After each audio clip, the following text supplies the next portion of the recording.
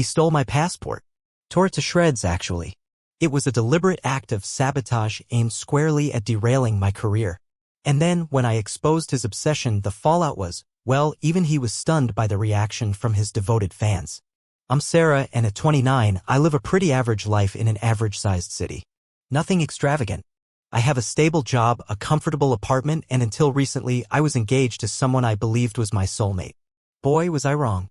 Prepare yourself, because Jason, my fiancé, completely redefined the meaning of toxic relationship.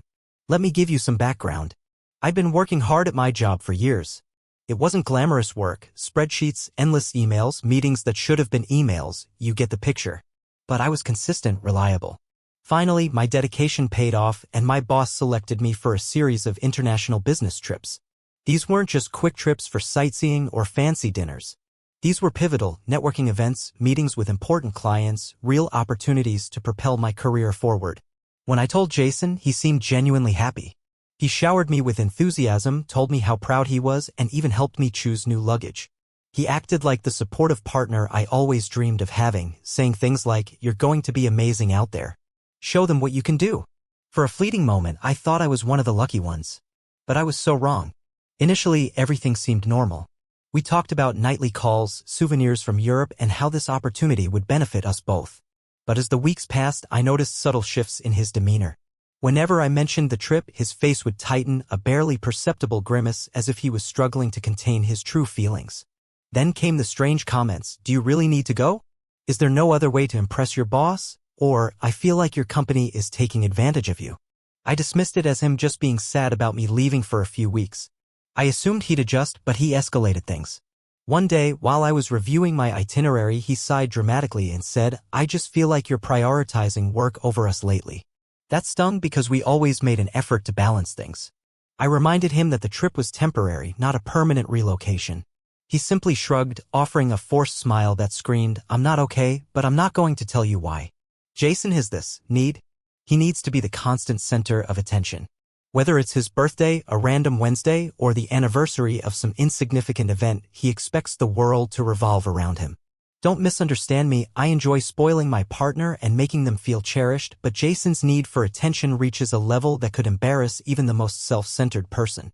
For instance, last month we had dinner with my colleagues and somehow Jason managed to steer the entire conversation toward his accomplishments. He works in IT, which is perfectly fine, but by the end of the night, everyone knew the name of his supervisor, his current projects, and how he single-handedly saved the company during a major crisis. No one even remembered the reason for the dinner, a celebration of a significant milestone I achieved at work. But who needs recognition when you have Jason? As the trip drew nearer, his comments transitioned from passive-aggressive to openly hostile. He began saying things like, "I bet you'll have so much fun without me, and what if something happens while you're gone? Who will be here for me?" Once I jokingly said, "I'll bring you back a souvenir to make up for it."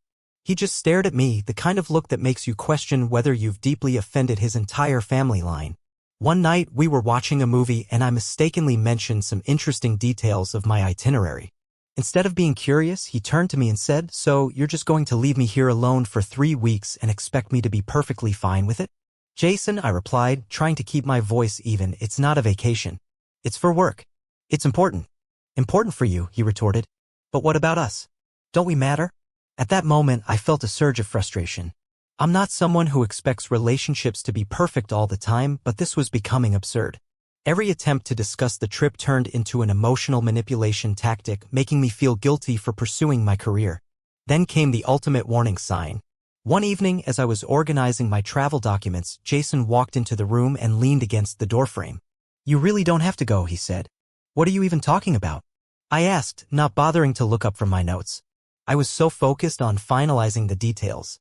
"I just think," Amber continued, her voice annoyingly casual, "maybe this trip isn't as crucial as you're making it out to be. Really, what's the worst-case scenario if you stayed? You'd miss your flight, and we could actually spend some quality time together." My pen froze above a bright yellow sticky note. "Amber, I have to go. This is my career." "Yeah, well, your job isn't the only thing in your life," she mumbled, turning and walking away, a little too dramatically for my taste. I sat there, staring blankly at my meticulously organized papers, trying to wrap my head around what she just suggested. Was she seriously proposing I throw away this incredible opportunity, something I'd worked towards for years, just to stay here? Honestly, who thinks like that? But the thing is, Amber didn't let it go. She started with these little barbs, thinly veiled attempts at, what? Guilt? Like, she'd say with the saccharine sweetness, don't forget your passport. Wouldn't want you to miss your flight, or, even worse, maybe the universe is trying to tell you something and you're just ignoring the signs. At that point, I wasn't just annoyed, a real sense of unease started to creep in. Which brings us to last night, the night before my flight. Everything was packed, my itinerary was printed, and I was actually feeling a sense of accomplishment and excitement. Then I reached for my passport, the one I always kept in the same, safe place, my desk drawer, and it was gone. I just stood there, paralyzed, staring at the empty drawer like some kind of magic trick might make it reappear. But it was just gone. That sickening feeling, that absolute dread, hit me with the force of a physical blow. This wasn't a missing pair of socks or a misplaced set of keys. This was my entire trip, my professional future, hanging by a thread, and that thread had just snapped. I yanked the drawer completely out of the desk, flipping it upside down to see if it had somehow slid underneath. Nothing. My hands started to tremble as I practically gutted the rest of the desk, tossing papers, notebooks, pens, everything onto the floor in a frantic search. Still nothing.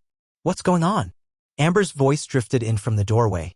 I looked up to see her leaning against the frame, her wet hair wrapped in a towel like it was just another Tuesday night. My passport's gone, I managed to say, my voice tight with panic as I pulled open another drawer, half expecting it to miraculously appear. She tilted her head, a little frown forming on her face. Gone? That's weird. Are you sure you didn't put it somewhere else? Amber, I said, my voice sharper than I intended, it's always in this drawer, always. She finally stepped into the room, her brow furrowed as if she was trying to solve some complex equation about how someone as organized as me could misplace something so critical. Well, maybe you moved it without thinking, she suggested, pulling open the top drawer of the nightstand and glancing inside. I didn't move it, I snapped, the frustration bubbling over. I'm not careless about this stuff. It has a specific place, and it's always in that place. Okay, she said quickly, holding up her hands in mock surrender. Let's not panic. We'll find it. I appreciated the sentiment, I suppose, but the way she was poking around half-heartedly, casually flipping through a pile of clothes on a chair, was driving me absolutely insane. I could already feel a headache building behind my eyes. This wasn't the time for a leisurely search. I've already checked there, I said, pointing at the spot she was searching. Well, you never know, she said with a shrug, barely looking up. I turned away, muttering under my breath about the futility of it all, and practically ripped the closet door off its hinges. If I didn't keep moving, keep doing something, I was going to completely lose it. My brain was racing, trying to retrace my steps, figure out where it could possibly be. I saw it just 2 nights ago when I was double-checking all my travel documents. I remember clearly holding it in my hand, flipping it open to confirm the expiration date, and putting it right back in the drawer. So, where the hell was it now? We tore apart the room, or at least I tore apart the room. Amber, meanwhile, floated around like she was on a scavenger hunt for something she couldn't care less about. She'd open a drawer, glance inside without really digging through anything, and move on to the next, leaving a trail of misplaced items in her wake. Are you sure it's not at the office? She asked, and the way she was leaning against the dresser, all casual, just irritated me. Why on earth would it be at the office? I snapped, yanking yet another stack of papers from the box under the bed. I don't know, maybe you took it there to show someone, she suggested, her tone light, like it was no big deal. I didn't even bother answering. My frustration was boiling over, and watching her half-hearted attempts to help, pretending to look, only made it worse. I needed her to understand how important this was, but it felt like she was just going through the motions. Did you check the kitchen? She asked, all innocence. The kitchen? I repeated, my voice dripping with sarcasm. Why would I keep my passport in the kitchen? I don't know, she shot back, her eyes flashing with annoyance. I'm just trying to help. We were getting nowhere. I was tearing the apartment apart, throwing cushions off the couch, emptying drawers onto the floor. I even found myself rummaging through the laundry hamper desperately. Every second that ticked by felt heavier than the last, like some tangible weight pressing down on me. Jason, calm down, Amber said, her voice softer, almost a plea. We'll find it.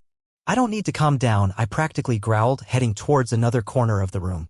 I need my damn passport. She let out this dramatic sigh, and I could feel her eyes on me like I was losing my mind. Maybe I was, but who wouldn't be? My flight was in less than 10 hours. This trip, this was my chance, and it was slipping away with every passing minute. Maybe you're not supposed to go, she said suddenly, almost dreamily. I stopped, narrowing my eyes. What? I'm just saying, she shrugged like it was nothing. Maybe the universe is trying to tell you something. Like maybe something bad will happen if you go.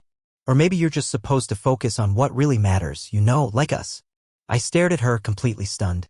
Amber, are you seriously telling me the universe wants me to miss this trip?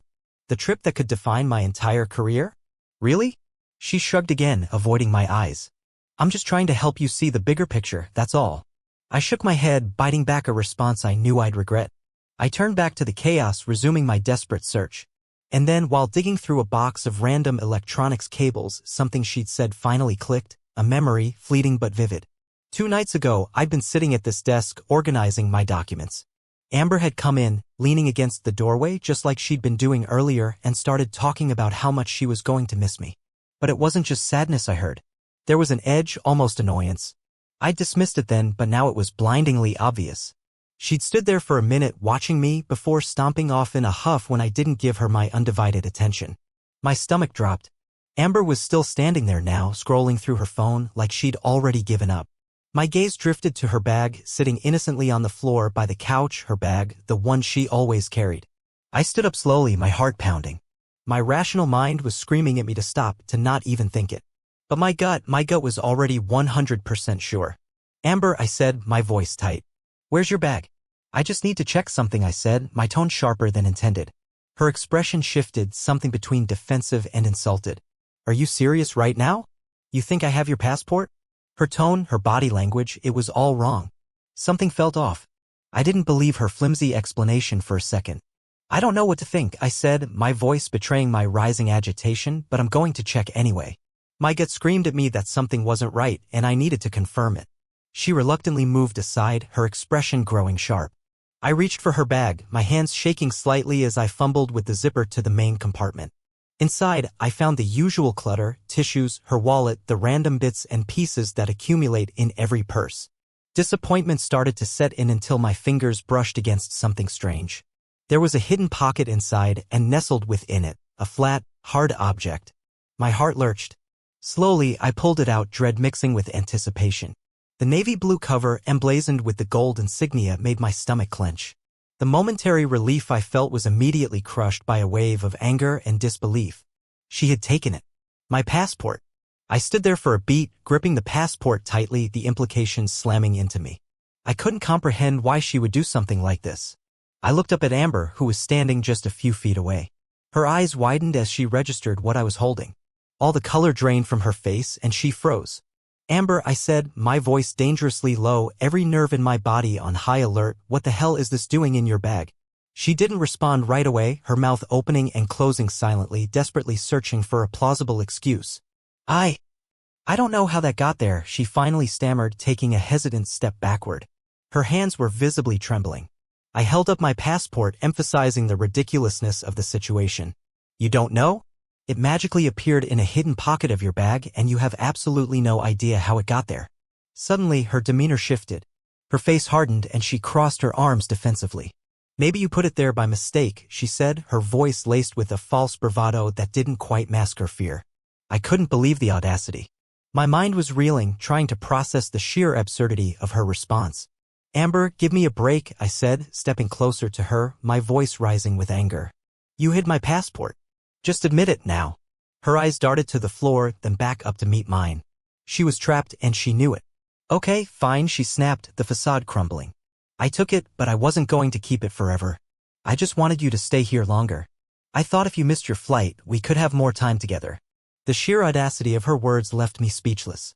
I took another step forward, feeling like I was towering over her. You thought stealing my passport was the answer? Are you out of your mind? Do you even realize what you've done? This isn't just a silly argument, Amber. You nearly jeopardized my entire career. She flinched but refused to back down. I didn't know what else to do, she cried, her voice cracking with emotion. You've been so consumed by this trip and your job lately, and I felt like I didn't matter to you anymore. I just wanted you to see that we need to work on our relationship. Work on our relationship? I repeated, my voice dripping with disbelief and hurt. You don't strengthen a relationship by sabotaging your partner's life. What you've done isn't love, Amber, it's manipulation and control. Her face crumpled and tears began to stream down her cheeks. I didn't intend for it to go this far, she whispered brokenly. I just wanted you to stay. I thought if you missed one flight, you'd realize how much you need me here, how much we belong together. My jaw tightened as I looked at her, the full weight of her actions finally sinking in. I knew with a sickening certainty that there was no way to move past this. I couldn't even bear to look at her without feeling a mix of anger, disappointment, and a deep sense of betrayal. You've crossed a line I can't forgive, I said, my voice flat and cold. We're done, Amber. Absolutely done. It's over. The words felt heavy as they left my mouth final. Her eyes went wide, mirroring my own shock at the scene unfolding. For a split second, she looked like she hadn't comprehended my words.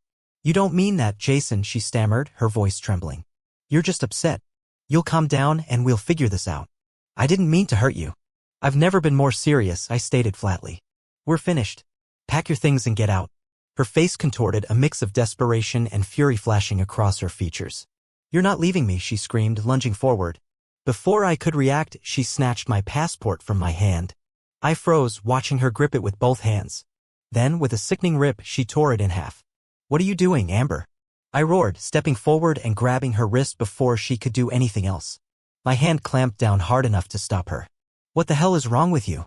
Her sobs grew louder, her body going limp in my grasp. I let go of her wrist and stepped back, my own hands shaking as I fought to control my anger. The pieces of my passport lay on the floor between us, a stark reminder of her betrayal. Get the hell out of here, I said finally, my voice cold and steady.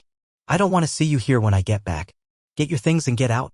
The silence hung in the air after I dropped the bomb, his face a mask of disbelief. I recounted the sordid details, how meticulously she'd hidden the fact that she had my passport, how I stumbled upon it tucked away in her jewelry box, and the dramatic finale, after I declared we were over, she'd ripped it in two, right there. Inches from my face. Reliving it even in words stoked the embers of fury I was desperately trying to extinguish. Caleb didn't mince words, he branded her behavior certifiably insane and immediately asked if I was holding up. I assured him I'd survive, but confessed I needed a favor. My plan was to secure an emergency passport first thing in the morning, and I couldn't risk Amber trying to pull another stunt. I needed a ride to the agency. Without a moment's hesitation, Caleb volunteered. He asked what time I needed him. I grimaced. Brutally early. 6 a.m. He promised to be there, bright and, well, probably not so bright, but ready. Before we disconnected, he reassured me I was making the right decision by ending things. His words resonated more deeply than I anticipated, and a wave of gratitude washed over me. After hanging up, I dialed the emergency passport hotline, my voice trembling slightly as I narrated my predicament. Thankfully, they had an appointment available for 7:30 a.m. at the nearest agency, only about an hour's drive away. I spent the remaining hours of the night meticulously gathering the required documents, my driver's license, a printed copy of my flight itinerary, and even a faded photocopy of my passport I'd squirreled away years ago, just in case. By the time I'd assembled everything, the clock was nearing midnight and exhaustion began to creep in. Amber had retreated to the bedroom and a heavy quiet blanketed the apartment. I didn't feel compelled to check on her, her emotional state was irrelevant to me now. At precisely 6 a.m. Caleb arrived, looking bleary-eyed but determined. He took one look at me, his expression shifting to concern. Wow, you look like you've been through the ringer. Understatement, I replied simply, sinking into the passenger seat. The drive to the passport agency was mostly silent, punctuated by Caleb's occasional mutterings about the sheer audacity of Amber's actions. I knew she had a possessive streak, but this is off the charts, he commented at one point, shaking his head in disbelief. She knew exactly what she was doing, I said, my gaze fixed on the passing landscape, and I'm kicking myself for not recognizing it sooner. Hindsight's 2020, Caleb offered. The important thing is you know now and you can finally move forward. Upon arriving at the agency, I joined a queue of other individuals who looked equally harried and stressed. Surprisingly, the process itself was remarkably efficient. The staff didn't pry too deeply into the circumstances surrounding my destroyed passport, although I caught a glimpse of pity in the eyes of one woman as I handed her the shredded pieces. The waiting was excruciating. Each minute stretched into an eternity, and my stomach churned with a cocktail of anxiety and resentment. This entire debacle was preventable, and yet here I was, scrambling to undo the damage Amber had inflicted. 2 agonizing hours later, my name was finally called. I practically leaped to the counter where a fresh, pristine passport was presented to me. A wave of relief washed over me as I clutched it tightly. Against all odds, I had actually managed to pull it off. On the drive back, I quickly called my boss to give him an update. I kept my explanation concise, simply stating that there had been a minor passport issue but that it had been resolved. He seemed satisfied with my response and reminded me to ensure I didn't miss my flight. Back at my apartment, Amber had vanished. Her belongings were still strewn about, but she was nowhere to be seen. I honestly couldn't have cared less about her whereabouts as long as she remained out of my orbit. I swiftly packed the remainder of my belongings, meticulously ensuring I had everything I needed. My phone vibrated with a message from Amber. It was a feeble apology laced with flimsy excuses about how she hadn't intended for things to escalate. I didn't bother responding, I simply deleted the message and moved on. By the time I finished packing, my taxi had arrived. I grabbed my bags and cast one final glance around the apartment. It felt strangely empty, but not in a depressing way, more like a blank canvas. I departed without a backward glance, eager to leave the entire ordeal behind me. At the airport, everything proceeded without incident. Security was swift and the gate wasn't crowded. Here's the text rewritten from a first-person female perspective, expanded and retaining the original tone and structure. Sinking into the boarding area chair, I finally let myself breathe deeply. My passport, tucked safely in my bag, felt like a tangible symbol of hope, a promise of escape. The trip ahead, which had loomed so large and terrifying, suddenly seemed manageable now that the initial panic had subsided. The flight itself was blessedly uneventful, a mechanical hum against the backdrop of my turbulent thoughts. I couldn't stop replaying everything Amber had done in my mind, each replay intensifying my frustration. The sheer calculation of her actions was what stung the most. It wasn't just a simple betrayal, it felt deliberate, almost gleeful in its destructiveness. I knew then, deep down, that simply walking away wouldn't cut it this time. Landing and navigating through the first day of meetings was almost automatic. The trip seemed to be going remarkably well, and my boss, Mr. Davis, seemed genuinely impressed with my initial contributions.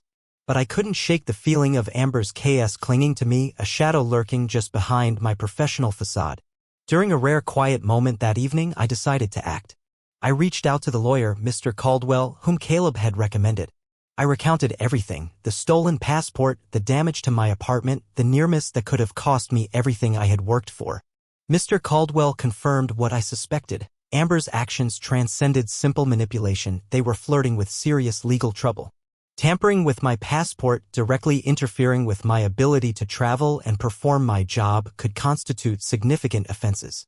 His advice was straightforward: meticulously document everything, prepare a timeline, and be ready to pursue legal action.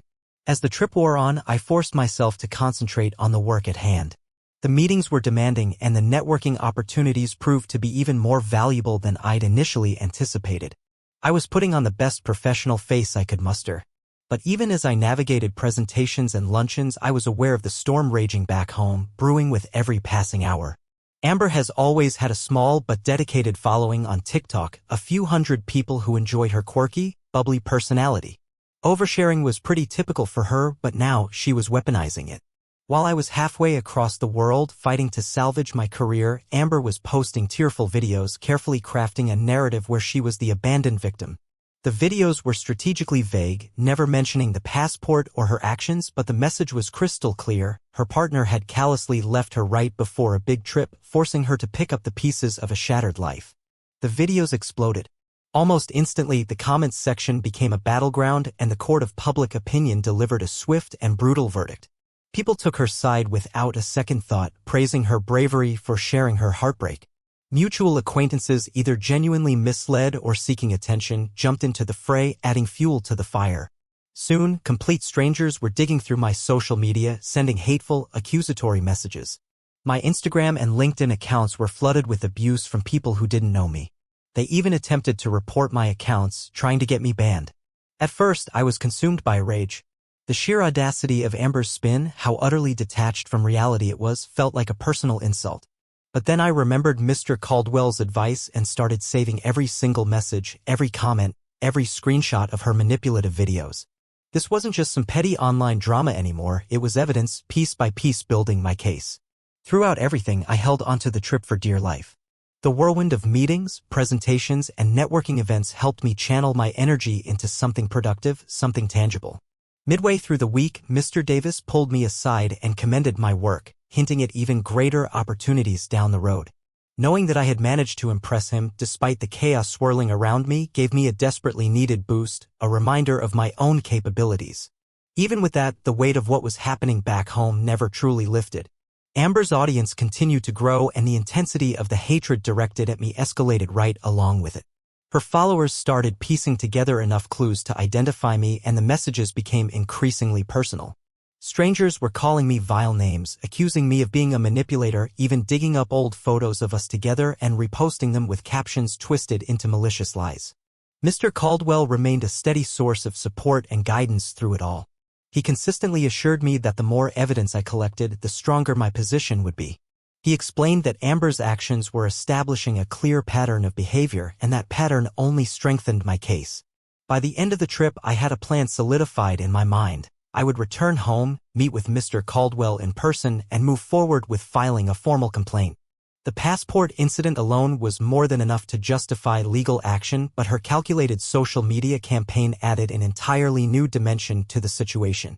It wasn't just about trying to derail my career, she was actively trying to destroy my reputation, my livelihood. The last night of the trip was spent meticulously organizing everything I had gathered. Screenshots of her videos, copies of the hateful messages, a detailed timeline of the events leading up to the trip, and all the events that occurred during it. The burning anger I had felt earlier had slowly transformed into a quiet, steely resolve. Amber might have thought she could control the narrative, that she could rewrite the truth to suit her own warped agenda, but the evidence was on my side. The trip had been a professional triumph, but the fallout from Amber's actions was far from over. Landing back home felt like a daunting fresh start. Even though I knew the worst of the storm with Amber was far from over, my calendar was packed with meetings with my lawyer to finalize the case. There were still loose ends that needed to be tied up, like settling the lease on our old apartment and retrieving my belongings. Despite the weight of everything, a quiet sense of empowerment began to bloom within me. My lawyer acted swiftly, filing charges against Amber for property damage and interfering with my travel plans. The evidence we had compiled, the shredded remains of my passport, the damning screenshots of her messages, even the TikTok videos she'd brazenly posted online, painted a stark and undeniable picture of her behavior. She had not only crossed the line, she had obliterated it, and now she was facing the consequences.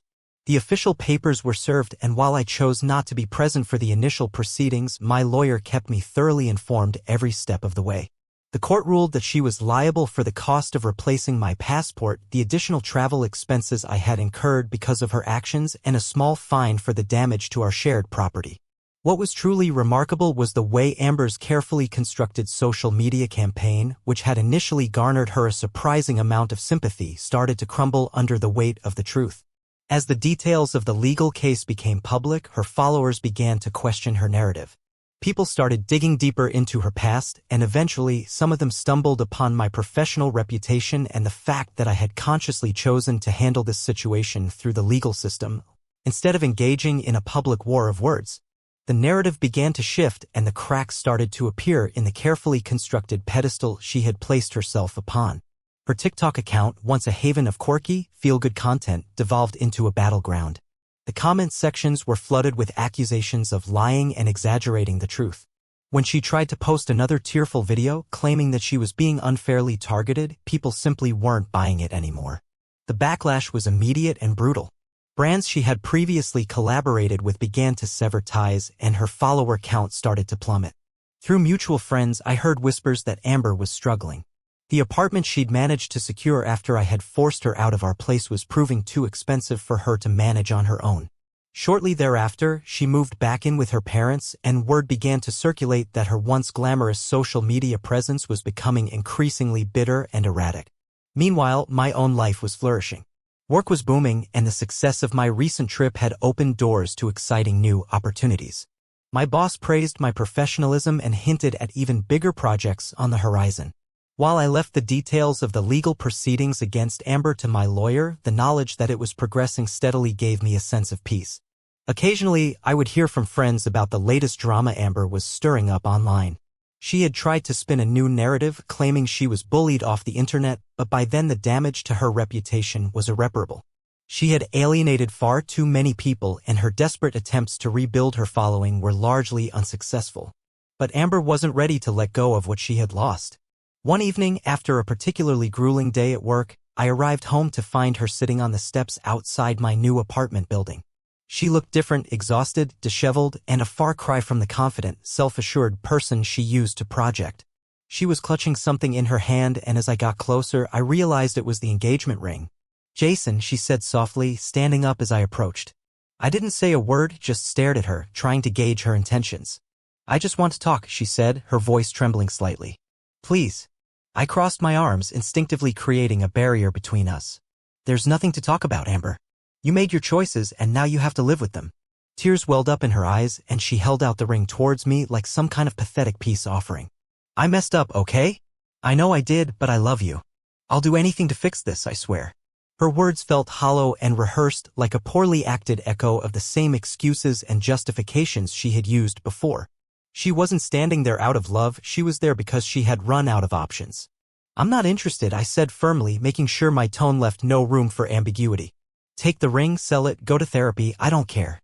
Just don't ever come back here again." Her face crumpled, and for a fleeting moment it looked as though she might argue or try to plead with me, but something in my expression must have told her that I wasn't going to budge. She stepped back, clutching the ring tightly in her hand. "I'm sorry," she whispered, barely audible. I didn't respond. I simply turned and walked past her, unlocking the door to my building and stepping inside without looking back. Amber never came back after that night. Whatever lingering hope she harbored of reconciliation finally died, and I felt nothing but relief. And you know what? That entire experience taught me more than I ever wanted to know about the complexities of trust, the devastating power of manipulation, and, most importantly, the vital importance of self-preservation. I believed Amber loved me, truly. But somewhere along the way, that affection twisted, becoming something consuming and ultimately frightening. It was like watching someone slowly shed a mask, revealing a person I didn't recognize, a person capable of things I couldn't have imagined. Looking back, I realize all of that darkness was always there, hidden beneath the surface. My leaving was less about heartbreak and more about survival. The whole ordeal, though painful, paradoxically clarified things for me. Stripped bare of the rose-tinted glasses, I saw myself with greater clarity. I understood my own worth, my own boundaries, what I was willing to tolerate and what I wasn't. The experience, though harrowing, gifted me with a newfound strength and self-awareness. Now Amber is a ghost in my past. A chapter closed. The lingering feeling isn't sadness, but a quiet relief. Sometimes, though, late at night, I wonder if I should have tried harder. Was completely cutting her out of my life the right thing to do? Could I have helped her in some way? But then I remember the fear, the manipulative tactics, and I know I made the only choice I could. I had to protect myself.